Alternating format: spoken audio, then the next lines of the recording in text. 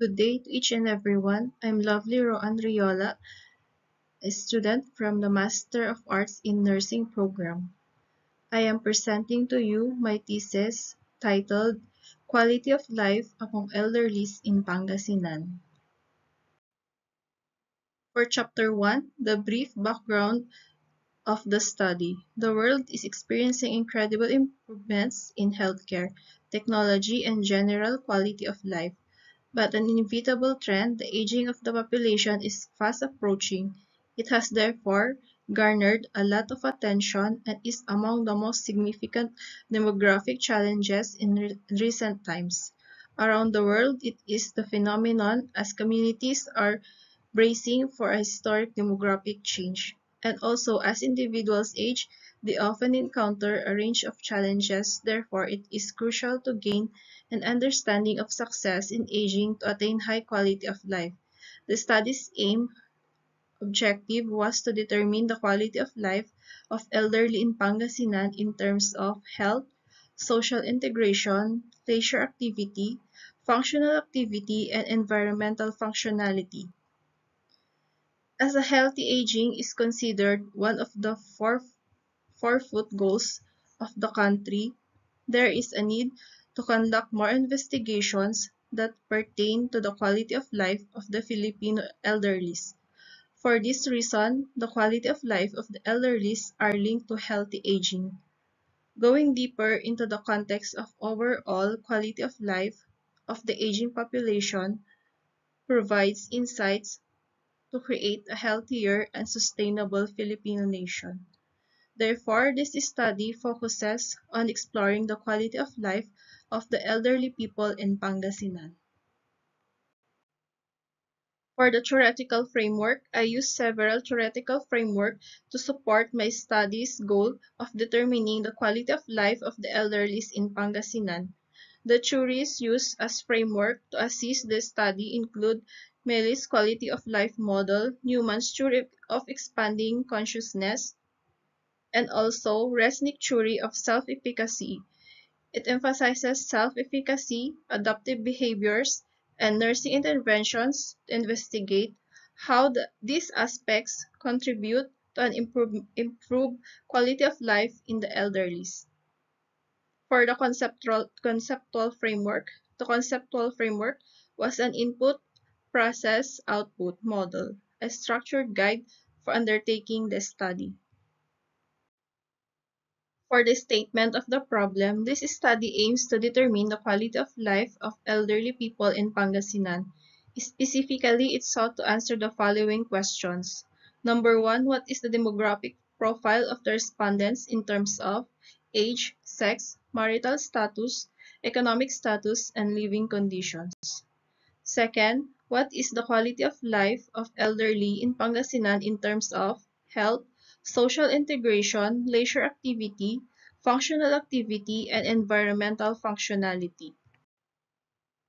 And for number three statement of the problem, is there a significant relationship between the quality of life and the profile of the respondents in terms of age, marital status, economic status, living condition, and the fourth, what measures can be proposed to improve the quality of life of elderlies in Pangasinan? For Chapter 2, Research Design, quantitative descriptive correlational research design was appropriate in this study since it looked into the descriptive meaning of the quality of life of elderlies in Pangasinan and the significant relationships between the profile and the level of their quality of life in terms of health, social integration, leisure activity, functional activity, and environmental functionality. For the population and locality of the study, the research study was conducted in 10 selected municipalities of the province of Pangasinan, based on the data census as the year 2023. And also, the researcher preferred these 10 municipalities, mainly Alcala, Binalonan, Lawak, Manawag, Sison, Mangaldan, Bayambang, San Jacinto, Asingan, and Santa Maria. For data gathering tool, the data gathering tool used in the study is a questionnaire made by the researcher. For the data gathering procedure, the researcher underwent a process of getting genuine information needed in the study. In obtaining the study's approval, the researcher coordinated with the Lorma College's Research Ethics Committee for the review and revision. After their approval, the researcher requests permission from the Dean of the College of Nursing to proceed in the data gathering. For the treatment of data, the data gathered was tallied, tabulated, and treated using the following statistical tools. Frequency and percentage were utilized in analyzing the demographic profile of the respondents. Moreover, the 5-point Likert scale was used to determine the respondents' quality of life. The weighted mean was the basis for determining descriptive interpretations specifically to describe the level of the quality of life. Chapter 3 is the results based on the statement of the problem. For number 1, most respondents aged 60 to 65 marriage belong to a middle-income class and live with extended family. Second statement of the problem, the result was the level of quality of life of the elderly in terms of health, social integration, leisure activity, functional activity, and environmental functionality is good on average.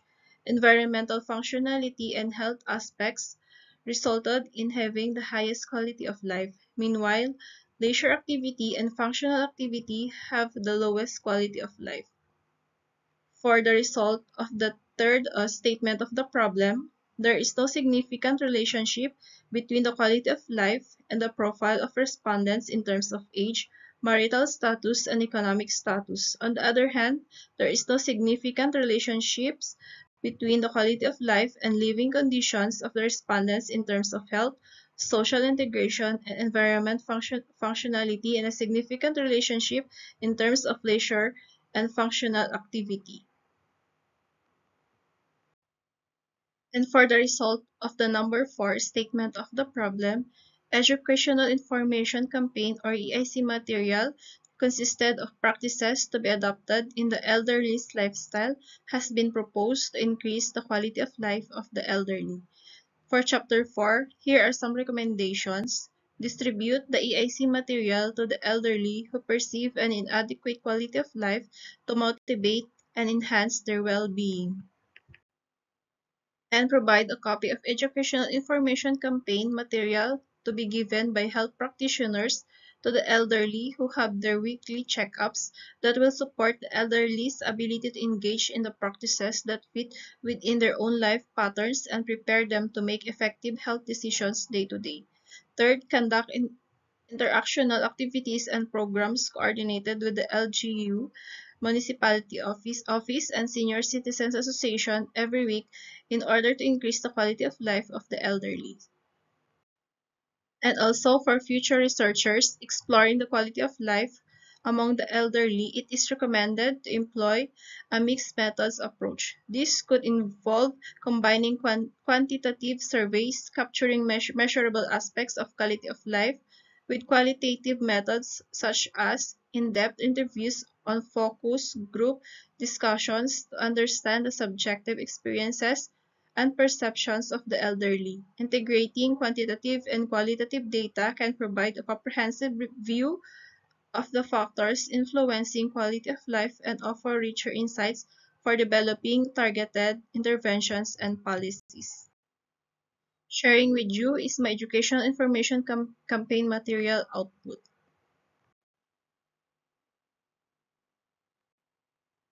Thank you for listening.